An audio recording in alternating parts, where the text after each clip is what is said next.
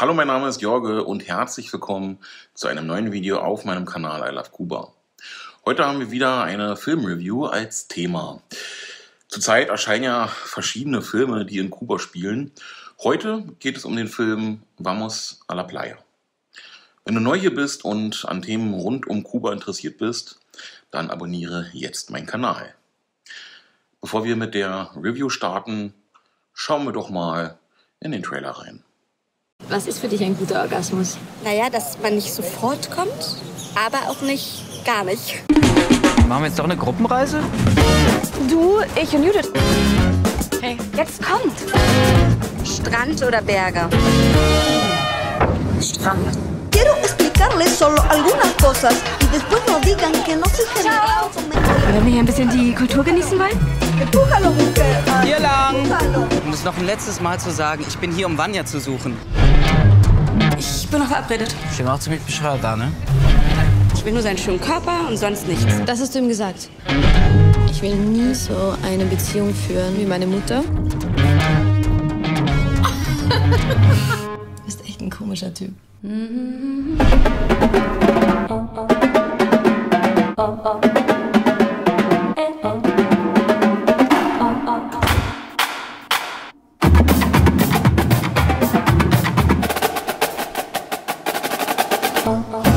Er fickt mit dir, dafür treibst du Geld für ihn auf. Das nennt sich Sextourismus. Do you want to taste it? No, I say no. Ja? Crazy. Scheiße. Hey, Terracos! Sag mal, was willst du eigentlich? Willst du, dass ich mit dir schlafe? Ist das das, was du willst? Wen muss Ignacio treffen? Und wegen der Hochzeit, damit das noch klappt.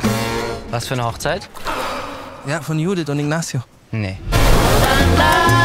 Spann dich mal.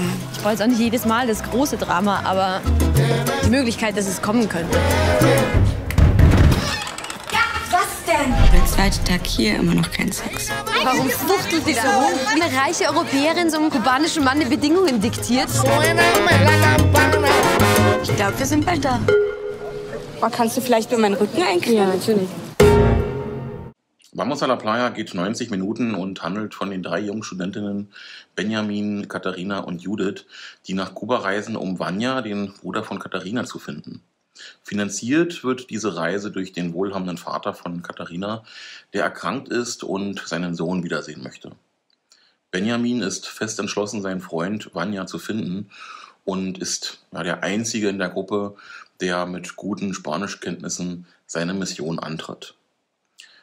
Vanyas Schwester Katharina wiederum ist auf der Suche nach sexuellen Abenteuern und ist gar nicht so erpicht darauf, ihren Bruder zu finden. Dabei versucht sie mit dem Geld ihres Vaters ihren Willen zu erkaufen. Judith, eine Freundin von Katharina, will absolut keine Beziehung, lernt aber den jungen Kubaner Ignacio kennen. Durch das Kennenlernen von Ignacio gerät die komplette Reise durcheinander. Die 3 verstricken sich in emotionalen Widersprüchen, sexuelle Begierden und aufrichtige Mitgefühle. Zunehmend kollidieren außerdem die klischeehaften Vorstellungen des vermeintlichen Paradieses durch westliche Touristen mit der komplexen Realität wirtschaftlicher Ungleichheiten in Kuba. Vamos a la Playa ist ein kleiner Film, der überwiegend auf Deutsch und Spanisch gedreht wurde.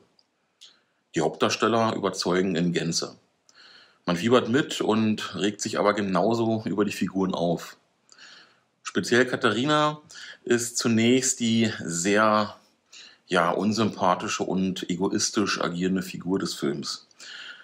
Auf der Reise findet sie doch mehr zu sich und setzt sich auch mit der Vergangenheit auseinander. Immer wieder wechselt der Film verstärkt am Anfang in die, Vlog-Perspektive, lässt jedoch dann stark nach. Stilistisch werden die Figuren einen so natürlich greifbarer gemacht. Mich persönlich hat dieses Stilmittel jedoch gestört. Einen kompletten Film im Vlog-Stil hätte mich als Film dann doch mehr überzeugt. Oder man hätte dieses Element draußen lassen müssen. Insgesamt macht das aber nichts an der Qualität des Films aus. Schade ist hier, wie auch beim Film Ernestos Island, dass der Film zu Zeiten gedreht wurde, als es noch den COC gab und es noch keine MLC-Geschäfte gab. Dadurch sind manche Handlungen im Film vorhanden, die heute so nicht mehr funktionieren. Auch am Ende des Films passiert etwas, das sowohl heute, allerdings auch damals nicht möglich war, wodurch der realistische Anspruch etwas geschmälert wird. An der Stelle möchte ich aber nicht spoilern. Wenn man diese Sicht jedoch loslässt und den Film als Roadmovie begreift, bei dem es im Großen und Ganzen um Selbstfindung, Sextourismus und soziale Ungerechtigkeit geht, dann muss ich hier eine klare Sehempfehlung aussprechen. Der Film läuft in nur wenigen deutschen Kinos. Schaut am besten bei euch, wo er läuft. Solltet ihr es nicht mehr ins Kino schaffen, ist wohl der Heimkino-Release dann noch eine Alternative. So oder so, ihr solltet den Film zumindest sehen. Das soll es für heute schon wieder gewesen sein. Habt ihr den Film gesehen? Schreibt es mir gerne in die Kommentare. Nächste Woche gibt es wieder das Video zur aktuellen Lage in Kuba. Ja, dann halt für den Monat Juni. Wir sehen uns dann im nächsten Video wieder. Lasst ein Abo da, falls noch nicht geschehen. Bis dahin, saludos, ciao.